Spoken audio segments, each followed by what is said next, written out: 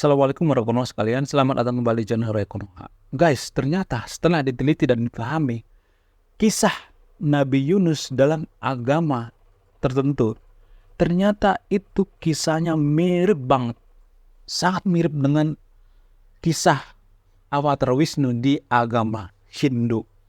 Nah, yang jadi pertanyaan, kenapa mirip?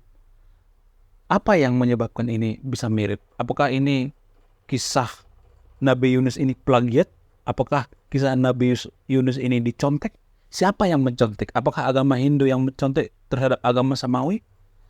Apa jawabannya? Tapi sebelum saya jelaskan lebih lanjut, datanya sudah saya tampilkan di deskripsi ya. Mungkin dari sahabat yang nonton video ini sudah familiar ya dengan kisah Nabi Yunus ya. Kisah Nabi Yunus itu ya dikisahkan bahwa dia ditelan oleh ikan. Konon katanya ikan yang menelan Nabi Yunus itu adalah ikan paus, lalu 3 hari kemudian dimuntahkan dan Yunus masih sehat-sehat saja, bisa hidup seperti biasa. Nah, setelah diteliti dari sains ya, ternyata kisah ini, tapi sebelum saya jelaskan ya, mohon maaf ya bagi kaum agamis ya, yang umat beragama, teman-teman muslim, teman-teman Kristen dan agama lain, mohon maaf ya, kita bahas masalah ini dari segi sains dulu ya. Saya tidak bahas maksudnya gini, saya tidak membantah yang ada di kitab suci itu. Saya tetap menghargai itu. Tapi kali ini kita akan bahas kisah Nabi Yunus ini secara sains dulu ya. Setelah diteliti dan dipahami, kisah Nabi Yunus ini ternyata tidak terkonfirmasi secara sains, tidak terbukti secara sains, tidak nyata. Jadi ini tidak bisa dibuktikan secara sains gitu. Jadi nggak ada cerita Nabi Yunus itu nggak ada sebenarnya secara sains ya. Apa alasannya? Alasan yang pertama misalnya, jadi benang merahnya kisah Nabi Yunus ini ya, mau agama Kristen, agama Muslim, agama Yahudi itu selalu ada ikan gitu. Ikan yang menelan Nabi Yunus dan bisa hidup kembali setelah 3 hari di perut ikan. Di perut ikan ikan paus gitu. Jadi banyak yang percaya bahwa yang menelan Nabi Yunus ini adalah ikan paus. Nah, yang jadi pertanyaan, apa alasannya? Alasan yang pertama, kenapa kisah ini tidak masuk akal? Karena di dalam lambung paus itu, sedangkan di lambung manusia juga ada yang namanya zat asam. Jadi zat asam ini kan menghancurkan makanan-makanan itu ya. Di lambung paus juga seperti itu. Malah lebih banyak di lambung paus itu zat asam. Jadi zat asam ini ya, sedangkan aluminium juga kita masukkan ke zat asam itu bisa hancur, apalagi tubuh manusia ya kan. Kita berpikir secara rasional. Jadi kalau Anda manusia, Nabi Yunus misalnya dimasukkan ke dalam lambung paus ini dan 3 hari kemudian masih hidup, sungguh tidak masuk akal. Menurut penelitian, 36 jam setelah orang masuk ke lambung paus ini, maka dia akan hancur lebur. Dia akan menjadi seperti bubur. Karena apa? Karena ada zat asam di sana. Jadi inilah salah satu alasan yang paling masuk akal kenapa kisah Nabi Yunus ini tidak terbukti, tidak ada. Itu bohong-bohongan. Menurut sains ya, saya tidak membahas menurut agama. Nanti saya akan bahas lagi ya menurut agama Kristen, agama Islam dan agama Yahudi. Saya tetap menghargai itu ya. Mohon maaf ya bagi kaum agamis. Saya harus jujur gitu. Saya tidak menutupi karena saya tendensius terhadap agama tertentu. Saya harus menutupi, nggak ada. Kita berpikir secara rasional. Berpikir secara rasional itu artinya berpikir secara masuk akal dan jujur. Jadi benang merahnya itu jujur.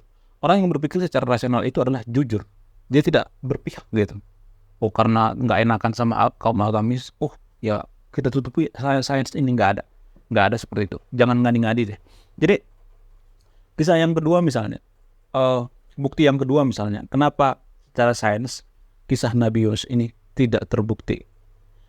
Karena diduga yang menelan Nabi Yunus itu adalah paus sperma. Jadi paus sperma ini ya sangat gede banget, sekitar 80 ton ya besarnya itu ikan paus. Jadi coba kita bayangkan ikan paus yang 80 ton itu, rahangnya itu segede apa coba? Giginya itu segede-gede ini, segede jari saya ini, giginya coba. Dan rahangnya itu kuat banget. Jadi kalau kita masuk ke dalam tubuh paus sperma ini, maka kita diremukkan dulu gitu. Di rahangnya itu kita diremukkan dulu, diremukkan terus ditelan. Nah, kalau saat kita diremukkan seperti itu, nggak mungkin 99% nggak bakal bisa hidup gitu. Jadi itulah salah satu alasan yang paling kuat kenapa kisah Nabi Yunus ini secara sains itu nggak benar, nggak ada itu. Alasan selanjutnya misalnya, alasan yang ketiga misalnya, di lambung paus itu ya nggak ada yang namanya oksigen. Jadi mustahil orang bisa hidup di sana, di dalam perut ikan paus itu selama 3 hari gitu. Mustahil. Bagaimana mungkin manusia itu bisa hidup di lambung ikan paus itu selama 3 hari tanpa oksigen, bantuan oksigen? Nggak ada itu, nggak ada. Jadi jangan ngadi-ngadi deh. Tapi mohon maaf ya bagi kaum agamis gitu, bagi teman-teman Muslim, teman-teman Kristen, saya tetap menghargai yang ada kisah di Alkitab ya. Saya tidak, atau di kitab suci ya. Saya menghargai itu. Saya tidak membantai itu ya. Sekarang kita bahas dari versi agama ya. Tadi dari versi sains ya. Jadi kita bahas dari versi agama Islam, agama Kristen, dan agama Yahudi. Pelan-pelan ya, kita mulai dari agama Islam dulu. Di agama Islam dikisahkan bahwa Nabi Yunus ini disuruh memperkenalkan Tuhan atau menyebarkan agama Tauhid ke sebuah daerah bernama Niniwa. Jadi Niniwa ini ya sangat bebal, keras kepala, sehingga Nabi Yunus itu ngambek dan dia nggak mau menyebarkan agama di sana karena orang-orangnya pada keras kepala, pada bebal, sehingga dia menyuruh Tuhan untuk memberikan ajab ke daerah Niniwa ini. Namun ketika dia pulang naik kapal laut, di tengah perjalanan dia malah diajab sama Tuhan. Jadi yang tadinya dia meminta ajab kepada Tuhan untuk memberikan ajab ke daerah Niniwa ini, akan tetapi dia yang kena ajab. Jadi di tengah perjalanan dia tertempa musibah, ada badai, sehingga dia terlempar ke laut dan dimakan oleh ikan. Di dalam perut ikan itu, Nabi Yunus sadar betul bahwa dia salah, sehingga karena dia mengaku salah kepada Tuhan, dan ikan paus itu pun memuntahkan Nabi Yunus ini. Begitu kisah dalam versi agama Islam ya. Dalam versi agama Kristen agak sedikit beda. Nabi Yunus ini diperintahkan Tuhan memperkenalkan Tuhan itu kepada sebuah daerah yang bernama Niniwa. Namun saat itu dia mencoba memperkenalkan Tuhan ke daerah Niniwa ini. Akan tetapi daerah Niniwa ini keras kepala, bebal, sehingga dia pergi ke Palestina. Jadi ada perbedaan sedikit ya. Dia pergi ke Palestina dan dia naik perahu di tengah danau. Dia mendapat musibah, diajab sama Tuhan, dan kapalnya oleng, dia diterkam oleh ikan paus. Jadi dalam agama Muslim tadi itu tidak disebutkan ikan paus ya. Dalam agama Kristen disebutkan ikan paus. Diduga yang menelan Nabi Yunus itu adalah ikan paus sperma. Karena apa? Karena rahangnya gede. Rahangnya yang paling gede itu kan paus sperma ya. Dan saat di dalam perut ikan paus ini, Nabi Yunus menyadari bahwa dia salah, sehingga dia dimuntahkan kembali 3 hari kemudian. Jadi dalam agama Kristen itu ada perbedaannya, ada 3 hari kemudian. Dan Yunus pun mengatakan kepada Tuhan, tolong suku Niniwa ini atau daerah ini diacap gitu, sehingga dia nangkring di sebuah tempat dan menyaksikan bahwa suku Niniwa ini atau daerah Niniwa ini akan diajab oleh Tuhan. Namun yang terjadi sebaliknya, dia malah diajab balik oleh Tuhan. Diberikan sinar matahari yang terik, sehingga dia berkata kepada Tuhan, Tuhan jangan siksa saya seperti ini, lebih baik ambillah nyawa saya. Dan begitulah kisah dalam versi agama Kristen. Dalam agama Yahudi agak lain ya, agama Yahudi agak lain daripada kedua agama Kristen dan agama Islam ini.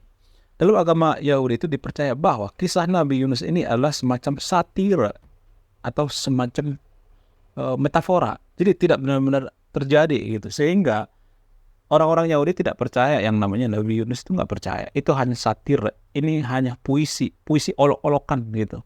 Di belahan bumi lain juga ada kisah ya. Nanti saya tampilkan datanya di sini. Ada kisah seorang bapak-bapak pencari lobster dan katanya setelah 36 jam dia ditelan oleh ikan paus dan dia masih hidup. Ajaibnya dia masih hidup. Namun setelah diteliti dan dipahami oleh para ahli, sebenarnya waktu itu si bapak pencari lobster ini bukan ditelan dimasukkan ke lambung paus itu, tetapi dia hanya di mulutnya doang, masih di kerongkongan. Itu pun nggak sampai 30 jam, hanya 5 jam, nggak nyampe 5 jam sih, setengah jam lah, 50 menit katanya. Terus dimuntahkan lagi dari mulutnya, bukan dari perutnya. Kalau sudah masuk perut itu kan pasti sudah ada zat asam di situ. Nggak mungkin, itu pasti sangat kecil peluangnya dia akan bertahan hidup. Itu hanya di kerongkongan saja, terus dimuntahkan lagi berdasarkan penelitian daripada sains ya. Namun menurut saya kisah-kisah cerita tentang Nabi Yunus ini terlalu dilebihkan gitu, dimasukkan kepada sains gitu. Jadi ini dicampurkan antara ilmu agama dengan ilmu sains. Jadi saya kadang kesal sendiri ya, kenapa saya bongkar cerita ini. Karena saya kesal sendiri gitu. Saya sering melihat ya di Konoha ya terjadi di Konoha. Orang-orang itu sering mengatakan seperti ini. Oh, kitab suci kami itu sudah terbukti secara sains.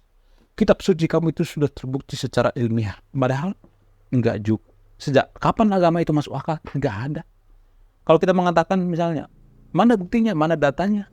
Itu kan Nabi Adam terbuat dari tanah, dari agama. Sedangkan DNA manusia lebih dekat ke simpanse daripada ke tanah. Emang DNA manusia dengan tanah itu sama? Enggak, beda. Kalau kita mengatakan seperti itu, kita membantah seperti itu, pasti kaum agamis itu akan plain victim biasanya. Oh, kamu ateis, kamu tidak percaya agama. Oh, kamu PKI, kamu akan dilaknat gitu. Jadi sebenarnya kan yang mulai dulu dia yang mengklaim bahwa itu secara sains. Jadi kaum sains membantah, mana buktinya, mana dalilnya. Setelah diminta buktinya, jadi playing victim. Jadi di Konoha saya sering melihat orang seperti itu. Nggak ada. Yang di agama itu tidak bisa dimasukkan ke ranah ilmu sains. Nggak bisa. Kita aja yang terlalu keblinger gitu dalam beragama. Terlalu ngadi-ngadi gitu. Nggak ada itu.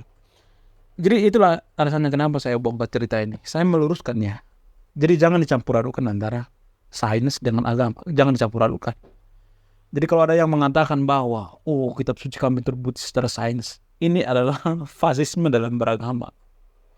Ini terlalu berlebihan dalam beragama. Kita harus menghargai, kita harus bedakan mana folklore, mana agama, mana sains, mana cerita rakyat. Bahkan dalam kisah-kisah Mesopotamia juga ada mirip-miripnya. Kisah-kisah Nabi Yunus ada mirip-mirip. Ada banyak dalam Alkitab itu, seperti kisah Nabi Nuh, kisah air bah, gitu, kisah Nabi Musa dan lain sebagainya. Ada banyak kok. Konsep-konsep surga dan neraka juga ada banyak kemiripannya dengan kisah-kisah agama di Mesopotamia. Enggak. Cuman agama Mesopotamia enggak pernah minta royalti tuh sama agama Samawi gitu. Kalau misalnya kisahnya mirip, enggak pernah minta royalti. Mereka ikhlas aja. Harusnya minta royalti dong kan? Iya kan? Benar enggak? Oke. Terima kasih sudah menyimak dan memahami video ini. Sebelum saya marah-marah, saya akan mengakhiri video ini. Saya Ray Konoha, salam rasional.